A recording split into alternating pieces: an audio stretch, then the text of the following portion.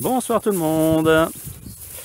Alors suite de la dernière vidéo mise en ligne là sur la fougère et sa place dans la prairie, comment la gérer, est-ce que c'est un problème, voilà, bon, ouais. Donc on est le soir du tournage de la vidéo. Donc on l'a vu ce matin quand les vaches y sont rentrées. Donc ce matin on voyait quasiment pas les vaches, hein, parce que les fougères étaient au garrot des vaches. Donc voilà, résultat ce soir. Elles vont encore y passer la nuit là pour finir de bien tout mettre par terre, mais ça y est, on y voit quand même beaucoup plus clair.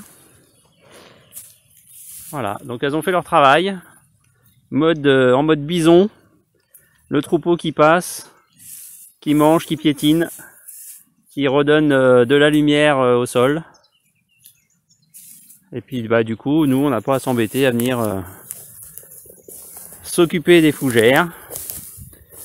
Elles ont bien trouvé à manger, hein. Il suffit de voir ici le rumen là, de la petite jersiaise là.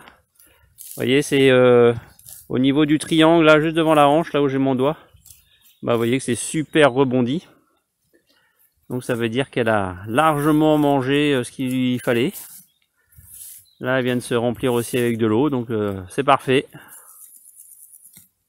Voilà, super état.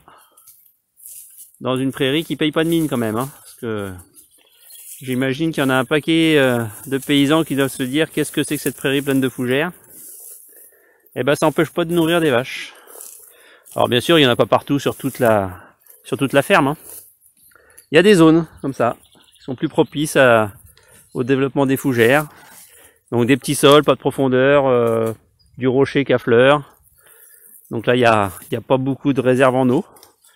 Donc qu'est-ce qui couvre le mieux le sol et qui résiste le mieux à la sécheresse? C'est la fougère dans cette zone-là. Et puis il y a d'autres zones où il n'y a pas de fougère du tout.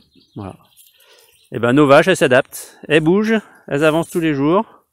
Donc tous les jours, elles ont un nouveau repas à base de ce qu'elles trouvent devant leur nez. Donc bien sûr, les fougères, elles les mangent pas, hein. Mais voilà, on voit qu'elles vont au sol. Si on s'approche de celle-ci là. Voilà, elles ont couché les fougères. Et puis elles cherchent en dessous.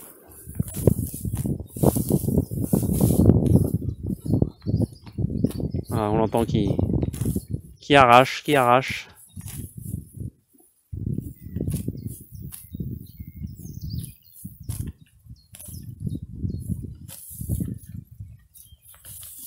Voilà, et à chaque fois qu'elle pose le pied sur une fougère, ça fait du mal à la fougère.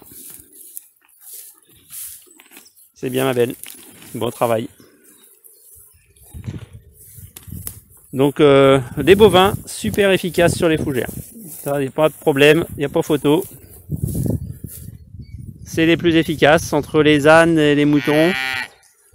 Vraiment, les bovins, tip top pour les fougères. Ça n'empêche pas qu'elles reviendront l'année prochaine, hein.